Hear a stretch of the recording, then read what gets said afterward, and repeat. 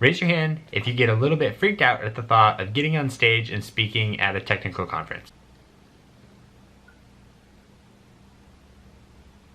If you raised your hand, then I think you're in good company. I think that for a lot of people, it is scary at times to think about getting up on a stage, getting in front of people, and letting yourself be seen and trying to teach people, to help them learn.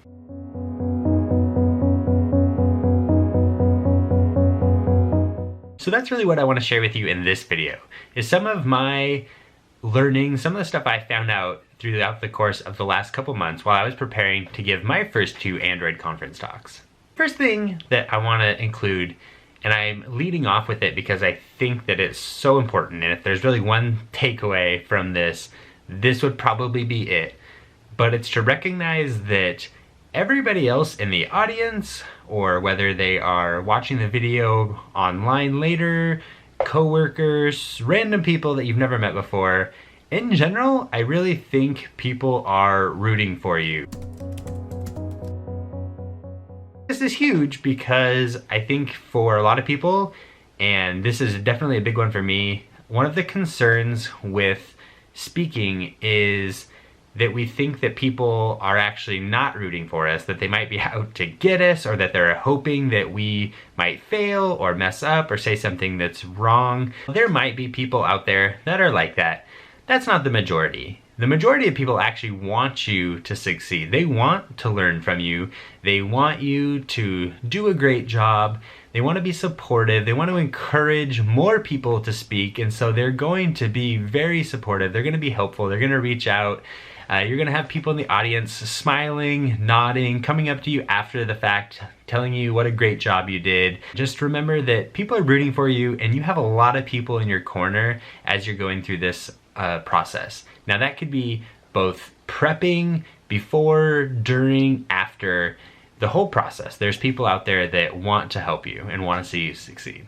Another really awesome takeaway that I got out of this was that you might need to prepare for learning more than you actually end up sharing.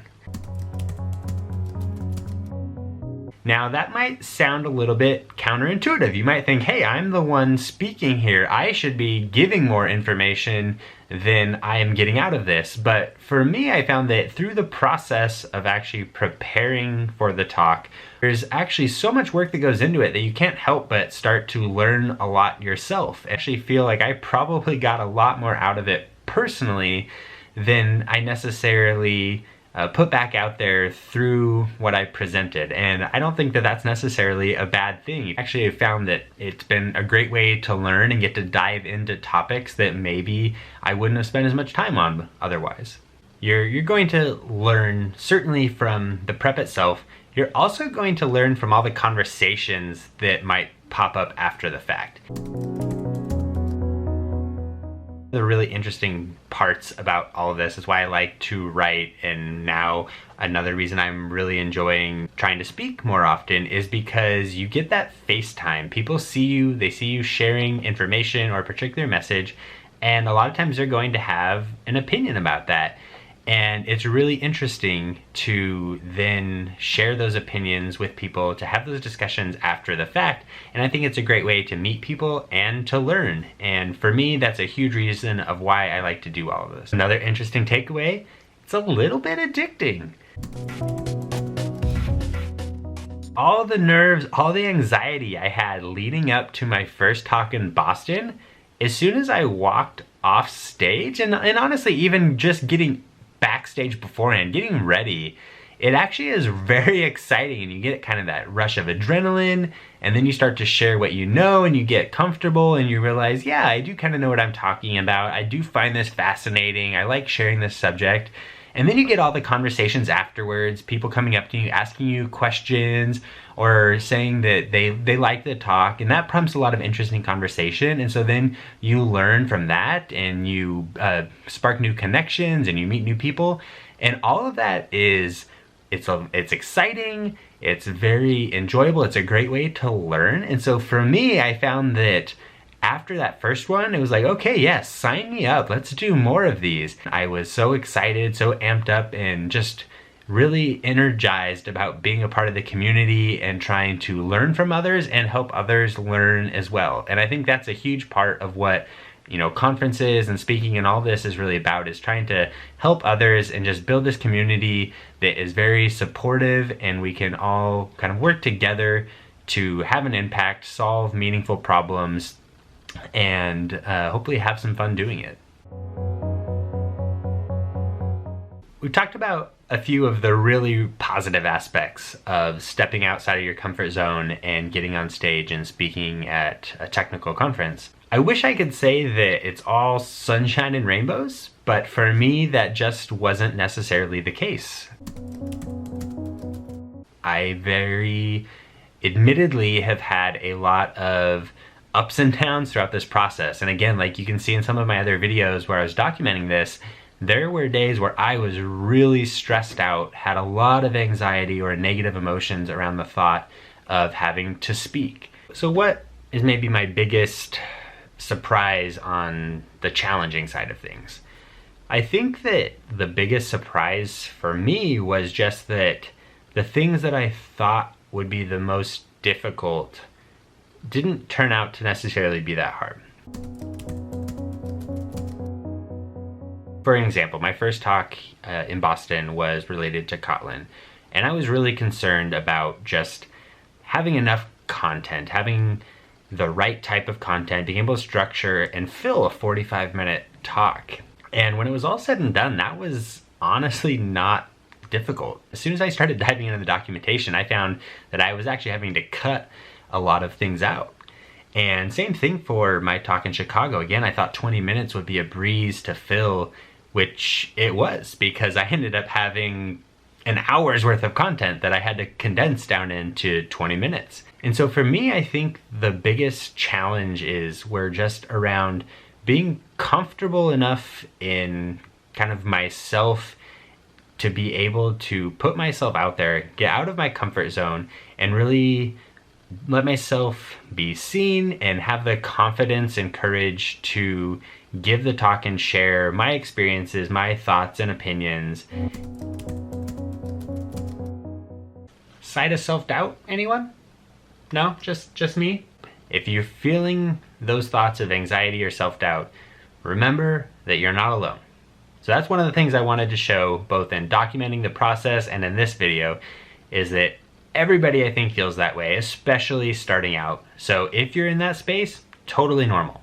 It doesn't change the fact that it's uncomfortable at the time, and when you are in that place where maybe your self-talk is not the greatest and you're starting to question whether you have anything interesting to share, whether the technical expertise that you're going to share is actually as interesting or as correct as you think it is, there are some things that you can do to help that.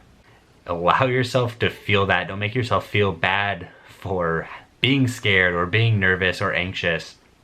And just remind yourself that it is scary, but if you prepare, if you are confident in yourself and remember that people are in your corner, that everything is going to be okay. And even if it were to go badly, which it won't, but even if it were, it won't define you. That's not going to define your career. It doesn't mean that you are a bad engineer or anything. And so really, what's the worst that can happen? Most likely, it's going to go great, and it's going to be a very, very positive experience for you. One thing that really helped focus me and to calm me down was to think about really why I was doing this. Why was it that I actually wanted to put in the time, put in kind of the risk, let myself be uncomfortable by putting myself on stage? And for me, the answer was I wanted to share what I know. I wanted to help people, hopefully help people to learn or to view things in a different way, give them the confidence or the courage to give their own talks or make their own positive steps in their career. And so instead of thinking about trying to impress the whole audience, which is an intimidating thing to do when you're in front of a couple hundred people, some of them people that you've looked up to for years, but instead think about a single person. Think about who your target audience is and what you're hoping to impart to that person, what you want them to learn. and then just focus on that person. Imagine that that person is out there in your audience and that you are just talking to them. Remember that not everybody out there has the same experiences, and there's always going to be at least one person that doesn't know something. And so you'll always be able to connect with somebody.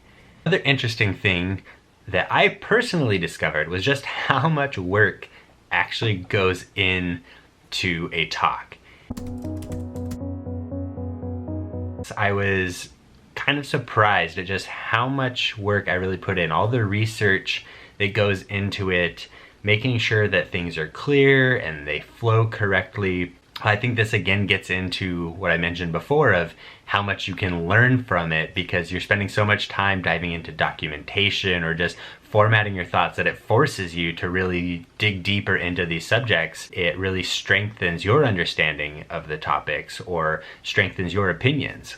And so again, while it's a great thing that helps you learn, don't underestimate the time commitment as well. And I have huge respect for so many people that are doing talks just all the time seemingly, and they're always great and filled with awesome content. It takes a lot of work, and so I appreciate all of you speakers out there that are consistently delivering content to all of these events. Thank you so much. I definitely have a greater respect and understanding of how much work actually goes into it now.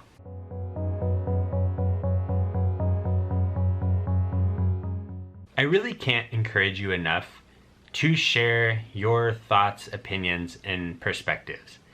Every voice has a unique opportunity to resonate and really connect with someone in the audience or someone watching a recording. The more voices we have sharing, whether that's through writing or speaking, the more opportunity there are for a wider range of people to hear that message, connect with it. Maybe that's just the exact thing they needed to make a particular subject click. I really want to encourage you that if it's something that you're thinking about and are on the fence because you're nervous or you're scared or you're not sure that you have anything interesting to say, you absolutely do. So much so, yes. I really hope that this maybe will encourage you in some small way to take that next step towards sharing your opinions with the rest of us. And I really look forward to learning from you in the future. So that's my experience. Hopefully some of my struggles and triumphs, I guess, have resonated with you and maybe have inspired you or given you the courage to step out and try your hand at speaking at some type of technical event. I would really love to hear more about your personal ups and downs and continue the conversation about how we can encourage more people to take that step and to share their experience. So if you want to comment down below or share on social media, I'd love for us to continue that conversation, and I look forward to sharing with you more.